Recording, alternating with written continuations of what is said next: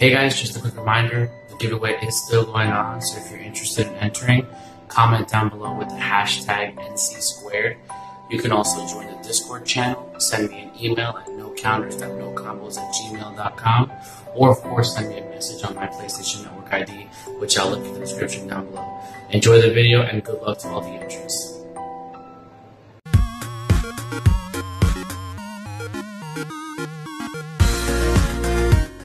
What's up everybody, welcome back to No Counters, No Combos, and today we are bringing you the Galactic Frieza deck profile that everybody was dying to see off of last week's All the Right Spice. So this is the leader right here, the Frieza leader. His auto ability is at the end of the turn, you get to switch one of your rested battle cards into active mode, so he basically restands your threats. That's pretty good, I mean, considering moving into set 3 is going to be good with the apes, but for right now, it's still a pretty powerful card that nobody utilizes. On the Awaken side, 4 life, draw 2 cards, same auto, except this time you get to restand 2 of your battle cards instead of 1. And it has the auto that when you attack, you draw a card, so it's not a bad leader. Now, I built the best deck that I could possibly build to abuse this effect of restanding battle cards. And I'm going to take it to my locals this week to test it out and see how it runs. But I've tested it on Octagon. It's been 50-50. When you draw the cards that you need, it gets explosive plays off. Otherwise you're playing defense. But because you're playing a Frieza leader, it's yellow, you get to play the most powerful extra card in the game, which is called Bloodlust. Even though the rulings have changed a little bit on that card, it's still very powerful. So let's get right into the deck. We're going to start with the yellow. This is a tricolor deck. The first card we use is Destructive Occupation Frieza. The reason we use this card is because it's mainly defensively, but it puts a body on board that you can restand with your leader's effect. These 10k combo cards that come out into play when you combo with them are really good. It's a really good mechanic. I don't think you need to run 4 anymore, like in most decks. In this deck, it's fine because you kind of just need it. But like in the blue decks or the green decks or the red decks, I don't think 4 is necessary. I think 3 is the sweet spot, because it's more of like an early to mid-game card. Late game doesn't really help you too much because you have to tap out to play it. But in this deck, you need to run 4. Then, of course, we have your super combo, Midoriya. Easy peasy. 4 life or less, 10k combo, draw a card. Keeps your survivability up. Mainly played on defense. But you can shotgun into your leader or shotgun into one of your battle cards if you expect to win the game that turn. Then we have 3 Crusher Ball. This is a very powerful extra card. Being able to stall basically is what this deck wants to do. So putting your opponent's threats in rest mode and not allowing them to attack. Not only does it save your life from being damaged, but it also prevents the auto from going off if it's an attack auto. So for example, like Gotenks, the 3-drop Gotenks, when it attacks a leader, you have to discard a card. If you put it in Crusher Ball, when it comes out, you avoid that auto, so you don't have to worry about it. So Crusher Ball is still a pretty good card. And then, of course, we have the 4 Cold Bloodless. This card just stops your opponent. They're not allowed to play. I like using this card on 5-drop Gotenks, because the opponent expects to tap out on turn 5 and then restand their energy so they have stuff open. But if you Bloodlust, it doesn't get to do any of that. It's just a 25k body, no double strike, no draw, no restand, so they're kind of tapped out for the turn and they have nothing else to do. Cold Bloodlust is really strong against the Cell chain. When you guys play Cell, and if you play Cold Bloodlust, always Cold Bloodlust the 3-drop, because it's much easier to get rid of that 3-drop next turn than it would be to have to deal with the 5-drop. And if you Bloodlust the 5-drop, they can still fail on the Union Absorb and just do it again. It's kind of confusing as far as the ruling is concerned, but the simplest way around it is just to Bloodlust the 3-drop. So that was the yellow package. Now we're going to get onto the blue package. So we run 4 Majin Buu. It's a good turn 1 play. It's 1 blue energy, replaces itself. Self-explanatory. You want to dig into this deck as much as you possibly can. So we kind of max out on draw power. Blue is like your support engine, yellow is your counter engine, and then your threats are pretty much the 3rd color, which is green, but we'll get into those. But blue is a good turn 1 play, it's chargeable, and it's a 5k combo. Then we get into 4 Senzu Bean. Sense of Being mainly in this deck is defensive, but if you're feeling frisky on offense or you need to restand an energy for like Cold Bloodlust or restand one of your yellow energies, then you want to have energy manipulation when you're playing tricolor because you want to make sure that it's corrected. So Sense of Being helps you do that by restanding one of your untapped and one of your tapped energies. And in this deck it's just really good because defensively it's great, but also if you wanted to use it offensively, you could. And we have 4 weeks Coercion. This is the best negate in the game, even moving into set 3. I still think this is going to be the best negate in the game, simply because it's free. You just need 1 blue energy open in order to use this card. Then you can tap the blue energy and restand any color. It doesn't restrict you on blue. So a lot of the times, like if I know my opponent, that's going to be their final attack, I'll Whis Coercion, I'll tap the blue energy and then untap a yellow so that I can turn on my Cold Bloodlust or my Crusher Balls. So you kind of manipulate the energy to help to benefit you.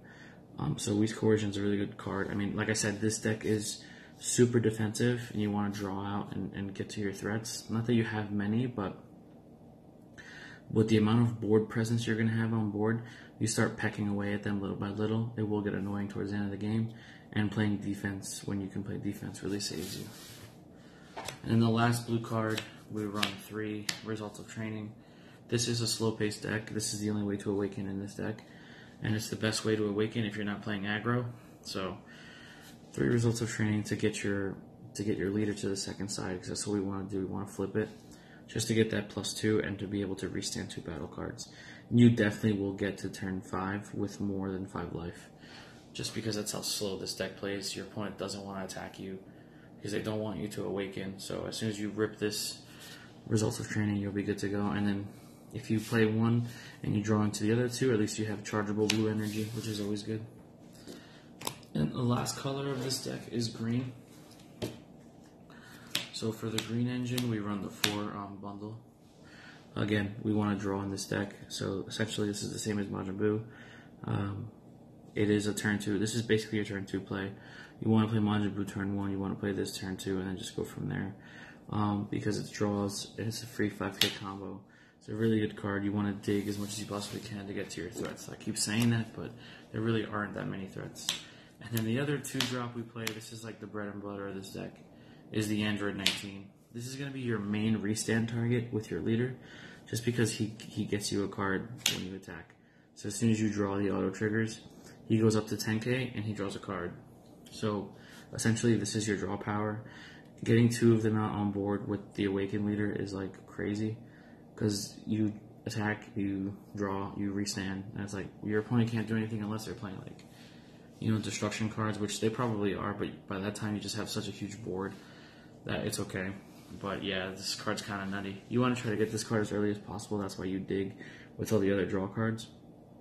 I've seen other builds run Android 20 or Dr. Giro just to search this card. I don't think it's necessary because I draw so much, so I'll end up seeing it. And like I said, this is a slow-paced deck, so I don't have a problem waiting for it. And then some more defense here. We have the Piccolo blocker, Ready to Strike Piccolo. It's a really good blocker, just because it helps you control your opponent's hand. You don't want them to out-advantage you, because you're going to have so much card advantage, but you don't want your opponent to maintain their advantage. So just putting this on the field and just letting it sit there and having your opponent discard down to 6 every turn is pretty crazy. Plus, if you get frisky and want to attack with it, you can always restand it with your leader. It's a really good card. It's a free 5k combo. It's a blocker. 15k blockers are good. And the auto of putting your opponent down to 6 cards is really strong. And the best blocker in this deck is Android 16. This card gets a little nutty with the Frieza leader, because when he blows up a card by a battle, he does restand, so you can kind of use him a little aggressively. He's your main threat as far as like getting multiple cards off field, or off board rather, and you can just protect him with Frieza by restanding him. Again, free 5k combo, it's green energy. It's a really good blocker, and it has the revenge skill, so if you do block and you combo to save him, you know you're going to be blowing up a card, and you can restand on both offense and defense with this card, when using the revenge effect. So if you're on offense and you attack into your opponent and you kill their card, you restand him, and then you can attack again, so on and so forth. On defense, same thing. When you block, if you revenge block, and you're successful and you play D, and you get over the attack, you kill that card and you restand him. It's a pretty good card. You can abuse it with the leader, and you can do some pretty nutty plays with it. And then your main threat is Gotenks. So this card has a very low curve because you want to be able to put out multiple threats per turn without having to get to too much chargeable energy. But this is your best threat simply because when you attack, your opponent's discarding a card. So if the damage does go through successfully, they're not maintaining anything, they're breaking even. So it's kind of essentially kind of like critical because you're taking one out of their hand, and then if they do take an energy, they're just replacing that card that they dumped. So I like to wait till like late game, so I can have 2 of these on board at a time. It gets pretty nutty. Like I said, abusing the leader and being able to restand this card, even with board destruction like Tails and stuff like that, you're gonna have multiple threats on board anyway. So they're gonna have to pick and choose what they want to get out. I've gotten boards where I have like 2 Android 19s, a Piccolo, a 16, 2 of the combo Frieza, 2 of these guys. Like I'm talking like my board gets nuts where I have like 8 to 10 cards on board, and then I still have my leader drawing me every turn. You can get carried away with the draws very easily because drawing is so much fun. So you do have to keep an eye on your deck because you don't want to deck out and lose. But there is a happy medium when you get to like turn 5 or 6. That's pretty much the turn where you're going to start doing your damage as far as like pumping out these Gotenks to rip cards out of your opponent's hand. But that's basically the deck, guys. It was very simple to build. Didn't have to, think about anything crazy. We are going to take it to a locals on Wednesday to test it out and see how successful it is against the meta. I mean, nobody's really playing meta right now because set 3 is literally right around the corner, but, just to spice it up and change it a little bit, we're going to run something new this week. So, I hope you guys enjoy the video. Please test this deck out if you'd like. It's definitely a lot of fun in play testing. You build huge hands and huge boards, and that's always fun. Yeah, try it out for yourselves. It's Frieza. Like, Frieza's good, Cold-Bloodless is good, so why not? Other than that, thank you guys so much for watching. Don't forget to like, comment, subscribe. Set 3 is right around the corner. It's dropping this week, so make sure you have your product pre-ordered.